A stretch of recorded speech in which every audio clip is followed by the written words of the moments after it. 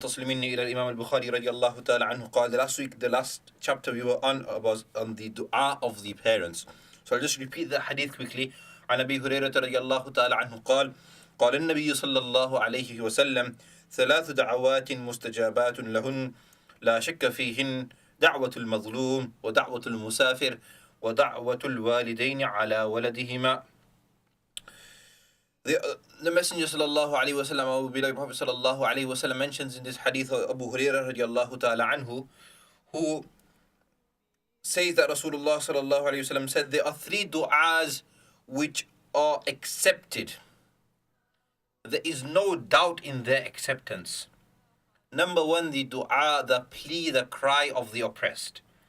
When someone is oppressed, when someone is bullied, right now in England in schools we're doing anti-bullying week. So this week is anti-bullying week. Islam was at the forefront of anti-bullying. Any sense of dhulm, Islam came to eradicate. Islam came to establish justice, equality, fairness, these virtues which Rasulullah sallallahu alaihi wasallam promoted, himself established, and himself was a source of. So whenever anyone who is oppressed in whatever shape or form, physically, spiritually, mentally, psychologically, or even in a cyberspace, online, cyberbullying, anyone who's oppressed in any way, in whatever form, if they were to cry out to Allah subhanahu wa ta'ala, whatever cry they make, the ulama write that it is not necessary for them to even be for the person who's oppressed, for their cry, that person has to be a Muslim. There's a difference of opinion. One of the opinions is that even if a non-Muslim is being oppressed and they cry out to their Creator, to the Creator, to the one and only Creator, Allah subhanahu wa ta'ala, their plea will be accepted. Number two, da'watul musafir, whenever a person is on a journey. Last week I mentioned the hadith of Rasulullah sallallahu alayhi wa sallam, السفر قطعة من العذاب يمنع أحدكم نومه وطعامه وشرابه كما قال عليه الصلاة والسلام.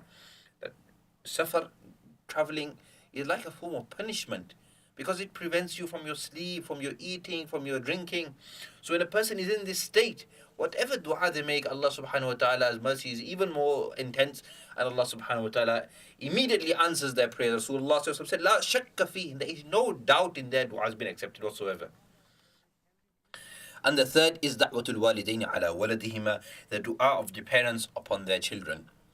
Whether, now generally, ala has been used here, generally can also mean any negative du'as made, any bad du'as made. So for example, if the parent is sad, upset, hurt, and any du'a that comes out of their heart, it is immediately accepted. That's why my Sheikh would say that, we find people going from here to there asking people for du'a, but the greatest source of du'a that we have within our own homes is our parents. We want the dua accepted. Let us go and ask our parents for dua. Whenever we need any help, whenever we're going through any difficulty, the first direction we should turn to for seeking du'as should be from our parents. And also a lesson from this for parents is whether your children ask of you or don't ask of you, let your du'as be there for them. Give your children dua. It is your good du'as that will give them the goodness. Whatever physical, financial efforts that we try in this worldly life, it doesn't compare to the du'as that a parent can give to their child. The extent and the power of that is unfathomable. Rasulullah himself has said, La shakka fihim, there is no doubt in them being accepted. So let us try and earn the du'as of our parents. Now, our Sheikh Maulana Saifur Rahman from Makkah al-Mukarramah, just on his recent trip, he was one of the key areas that he was giving advices regarding was the three types of parents a person has. A person will have their physical, biological parents from whom they were the source of coming to in this world. So they are referred to as their parents. And sometimes if a person's in care or there's been marital changes, and they might have step-parents also that maybe fall under this category. But generally, number one, you have your biological parents. Number two, you have your in-laws. So when the person gets married, then they also have another set of parents. They have the similar rights as your biological parents. They have the same standing as your biological parents. And then you have a third category, which are your spiritual parents. Your spiritual father is that being or that person, that teacher of yours, that sheikh of yours, through whom you learnt knowledge, from whom you learnt any type of knowledge whatsoever. They are regarded as your spiritual parents. And in certain scenarios, the superiority of your spiritual parents is far higher than the standing of your biological and your in-laws parents. Nonetheless, this is a long discussion amongst the ulama, but the reason is because through your physical parents, your biological parents, they brought you in the world, they brought you up, they nurtured you, but there was a motive there. Whereas when it comes to ruhaniyah, your spirituality and your spiritual parents, your sheikh, your teacher, then that is the being that connects you to Allah subhanahu wa ta'ala and His Messenger sallallahu alayhi wa sallam. Nonetheless, this is a very lengthy discussion which we do not aim to go on today. Nonetheless, Rasulullah sallallahu alayhi wa sallam's point of this hadith here is that we seek du'as from our parents, because that is a very great source of acceptance in the eyes of Allah subhanahu wa ta'ala. The next chapter, باب بر الوالدين بعد موتهما. عن ابن عباس رضي الله تعالى عنه أن رجلا قال يا رسول الله إن أمي توفيت ولم توصي أفينفعها أن نتصدق عنها؟ قال نعم. Imam Bukhari brings the chapter regarding and relating to being dutiful to our parents after they pass away. So Ibn Abbas radiallahu ta'ala anhuma, he says that a person came to the Messenger sallallahu alayhi wasallam and he said, "O Messenger of Allah, my mother has passed away and she did not give me any wasiyah or any instruction in regards to what to do with the remaining money, how much to give in charity, what to give in charity. If I was to give charity on her behalf, will that benefit her?" Rasulullah sallallahu alayhi wasallam said, "Na'am, yes." Now, so when a parent or anyone who we have, any loved one that we lose that passes away, there are generally 4 ways in which a person can benefit them. Number 1, a person can make dua for them, whether that be at the point of janazah or any other time when a person passes away, they make dua for them. That dua benefits the deceased. Number 2, by doing istighfar, seeking forgiveness on their behalf, asking Allah to forgive them. That's why when someone says, may Allah when someone passes away, say, may Allah grant them maghfirah, may Allah grant them forgiveness, may Allah forgive them. So this is also something that can benefit the deceased after their a'mal have ceased. Number 3, by fulfilling their oaths. So whatever oaths, promises, debts they had left in this world, if you fulfill them for them after they have passed away in this world, that benefits them. They are no longer held to account for that.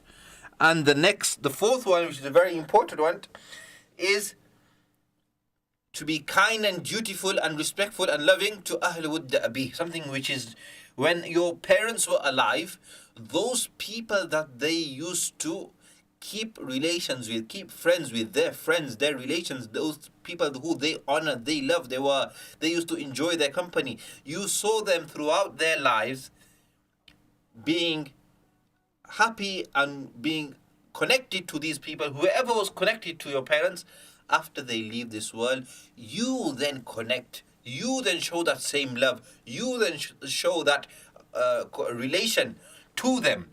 So that's a source of consolation for yourself also, and for that friend or colleague or relation of your parent also. And so, when a person passes away, Rasulullah sallallahu alaihi wasallam said, "Inqata anhu amaluhu illa min thalath." A person's deeds cease to exist, or the book of deeds are closed now, except 3 things: sadaqatun jariyah, aw ilmun yuntafa'u bih, aw waladun salihun yad'u lah. 3 things. Number 1, sadaqah jariyah, a charity that they had either established themselves or was established for them, that continues. The effects of that and the benefit of that continues even after they have passed away. It's continuing. So, for example, they made the masjid. Every time someone prays salah, they give some money to charity. Through that, some Qurans were printed. A well was dug. Whatever acts of goodness, however someone benefited, and it's continuous. It's a flowing charity. It's a continuous charity. That is what is known as sadaqah jariyah. Reward is continuing non-stop. Every single time someone is benefiting, either in this world or in the next life, from that is known as sadaqah jariyah. So anyone who plays Quran on someone's behalf, anyone who gives charity on someone's behalf, anyone does any ibadah apart from farad. We cannot do farad ibadat. Anything other than farad, so any nafil, any sunan, any extra involuntary practices a person can do, if a person makes the intention for the reward to go to the deceased, they will get the full reward, and the person carrying that action out also will get the full reward. Number two, ilm yuntafa'u bih. They left behind some knowledge. They wrote some books. They taught some people. They taught some children. They taught some students. And that knowledge they passed on to them. That knowledge, people are benefiting from that. They are now teaching their students. They are now teaching their students. Or they have written a book, and that book is from that book. People are benefiting, and people are gaining knowledge. People are gaining wisdom. People are gaining spirituality. They're benefiting in this world and in the next life. So that is ilm yuntafa'u bi. That is that knowledge from which benefit is being taken. That too is a source of benefit to the deceased, that Rasulullah sallallahu alaihi wasallam explained. And the third one, which Rasulullah sallallahu alaihi wasallam explained, waladun salihun yad'u. This relates to this hadith here and what we're talking about here. When the parents leave behind a pious child, yad'u lah, that makes dua for them. So if we make an effort on the spirituality of our children in this world, then when we leave this world, they will be the ones who make dua for us, and that is what will benefit us in our graves. So this is repaying back our parents even after they have passed away. Now, what are these discussions under this? There's a narration in which a person who was undutiful or was not fulfilling the rights of his parents in their life and they passed away, now they want to benefit them. So if they were to give sadaqah on their behalf, do isal al-thawab on their behalf, then they will be written as being dutiful to their parents, even though their past had been contrary to that. So if you want to make amends with your parents, but they are no longer alive, and you regret what actions you did in your early life, then it doesn't matter. You can do some, it's not all gloom. You should do istighfar and tawbah to Allah subhanahu wa ta'ala. And then after that, we can do some isal al-thawab, do some a'mal, give some charity. And through that, we make dua for them, and we make dua that the reward of these actions go to them. That's how a person can be dutiful to their parents ba'da mawtihim, after they have passed on from this world. The next chapter, bab, لا يسمي رجل أباه ولا يجلس قبله ولا يمشي أمامه. This is a athar. If you remember, I mentioned a few weeks ago a difference between a hadith and an athar. This is the athar of Abu Hurairah رضي الله تعالى عنه. حدثنا هشام بن عروة عن أبيه أو غيره أن أبا هريرة أبصر رجلين فقال لأحدهما ما هذا منك؟ فقال أبي. فقال لا تسمه باسمه ولا تمشي أمامه ولا تجلس قبله. اللهم صل على سيدنا محمد. So Abu Hurairah رضي الله تعالى عنه, whose name was Abd al-Rahman ibn Sakhr, he, a very close companion to the Messenger sallallahu alaihi wasallam, who was fortunate to spend a lot of time in his company, and has many hadith narrated from Abu Hurairah radiallahu ta'ala anhu. So Abu Hurairah radiallahu ta'ala anhu, he says, it is narrated about him that he saw two people walking. There were two men walking. So he asked them, who is this person to you? So the man said, ما هذا؟ فقال أبي, this is my father. فقال لا تسمي باسمه لا تسميه باسمه ولا تمشي أمامه ولا تجلس قبله. Three advices that Abu Hurairah radiallahu ta'ala gave to this tabi'i, you could say, this person who was a follower of the generation of the Sahaba, because by the apparent hadith, it seems as though this was a tabi'i, so someone who was young, because he was in the generation after. And so he said to him, Abu Hurairah gave him three advices. لا تسميه باسمه. Never call your father by his name. If your father's name is Khalid, then don't say, oh, Khalid, listen, Khalid. No, never say your parents' names. That is very disrespectful. No one should be calling their parents by their names. Call them mother, call them father, call them the light of your eyes, call them whatever you want to call them that is respectful and loving, but you could call them in mummy, papa, mother, father, ammi, abba, abuya, whatever, mama, baba, whatever you find is a respectful way of addressing your parents in the culture that we may be from, but we should never call our parents by their name. This was the first advice Abu Hurairah radiallahu ta'ala anhu gave. Number two, لا تمشي أمامه. Out of respect for your parents, don't even walk in front of them. Nowadays, generally, whether it's your parents or I was talking earlier about your spiritual parents, also your teachers, your mashayikh. There's a pious person. There's a teacher that you have benefited from, or you have learned from, or there's your sheikh. You shouldn't ever walk in front of them. Similarly, your parents, you should never ever walk in front of them. Only, for example, there is something you need to do in front of them for that reason. If you're walking together, you're walking side by side, don't make sure that you're not in front of them. We saw this with our Shaykh Hazrat Maulana Yusuf Mutala rahmatullahi alayh, when his teacher Shaykh Yunus rahmatullahi alayh would come and he'd be walking alongside him with the Shaykh Yunus would be on the wheelchair, but Hazrat would always be one step directly behind. He would never be in the same line or in front, unless he needed to assist in putting the wheelchair forward. So unless you need to do something, you need to go forward to open the door to get their shoes or do something important. But if you're just walking casually, a person shouldn't walk in front of their parents out of respect for them. They should rather walk with them or behind them. And the third thing, وَلَا تَجْلِسْ قَبْلَهُ. If, for example, you're in a gathering, you entered a room, you're going to sit at someone's house, or you're about to sit to eat, wherever you may be, whatever scenario you may be, we should let the elders sit first. Let your parents sit first, and then we sit. May Allah subhanahu wa ta'ala give me the ability to act upon this on every single one of us. So, these are the three precious advices that Abu Hurairah radiallahu ta'ala anhu had given. And last but not least, the final hadith in this chapter relating to parents is هل يكني أباه. Should a person give a nickname, or if there's a name that they are known by, can they call them by that name? Is it permissible? And Shahr ibn Hawshab قال خرجنا مع ابن عمر. Shahr ibn Hawshab says, we went out with Ibn Umar, we were with him. فقال له سالم الصلاة يا أبا عبد الرحمن. Salim said to Ibn Umar, الصلاة يا أبا عبد الرحمن.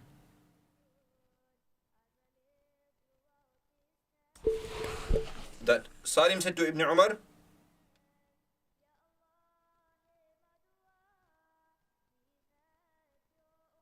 that he called him by his kunya, which is Abu Abdul Rahman. The time of Salah has come. Oh, Abu Abdul Rahman, it is time for Salah.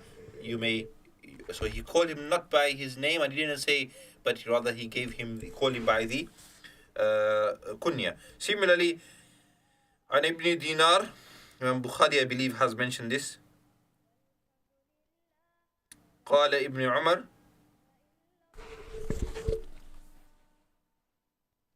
So Ibn Umar radiallahu ta'ala anhuma also, regarding his father Umar radiallahu ta'ala an, he didn't say him but call him by his name directly, rather he said Abu Hafs Umar, the kunya of his father Umar, Abu Hafs. So Ibn Umar also, this is to show it's permissible to, if need be, you don't have to, but if need be, you can use a kunya as long as it's not a disrespectful term. So any term that, like I mentioned in the previous hadith, any term that is not disrespectful to call your parents with, it's permissible to use. Anything which can be deemed, whether Islamically or whether even culturally, in your urf, in your what is known in your society and in your community as degrading, if you use that to call your parents, then that is disrespectful, that is sinful. Anything that is not degrading, that is rather can be used or proven to be an element of respect, whether culturally, whether in a societal level, whether in a community level, or whether Islamically also. If it's going to be respectful, you can use those terms to address your parents. If not, we should refrain from using those terms, and never ever, like Abu Hurairah said, the first advice he gave, never ever call your parents by their first name, by their name. Don't call your parents by their name. This is the lesson from these teachings of Ibn Umar radiallahu ta'ala anhuma, Abu Hurairah radiallahu ta'ala anhu, and the various group of Sahaba who were nurtured. Their character building was done directly by our beloved Messenger sallallahu alayhi wa sallam. That's it for today. Wa akhiru da'wana and alhamdulillahi rabbil alameen. Wassalatu wassalamu ala Sayyidina Muhammad wa ala alihi wa ashabihi.